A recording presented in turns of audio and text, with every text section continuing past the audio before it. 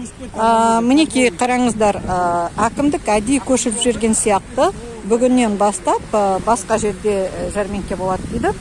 Былтыр осындай енді білмеймін қаншама гектар, мынау 1-2 гектар емес шабылған шыршалар.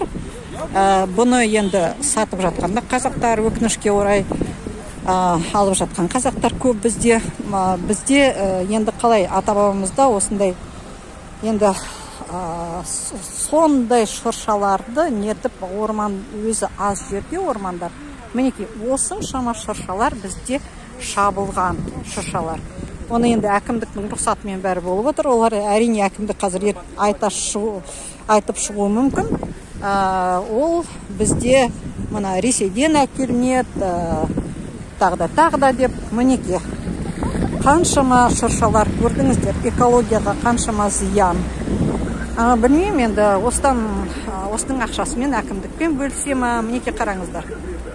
Қараңыздар, мінекей мен келе жатырмын. Неше метр бір 100 метр ма, 200 метр ма жер. Бәрлік шыршалар, мінекей 2 көше шыршалар. Қараңыздар. Қараңыздар, бәрлік жерде шыршалар сатып отыр. Бәр жерде мінекей шапқан осы шыршаларды. Мінекей қараңыздар. Мінекей қатар-қатармен тұр. Ой, ана жаңа бірінші ряд, екінші ряд. Мінекей бәрлік жерде. Обалай. Мінекей неме болып жатырмыз біз Керекуде. Қараңыздар. Осыны көрсетпесін деп әдейі әкімдік солай жасап тастаған ба? Көрсетпеуге. Мінекей қараңыздар.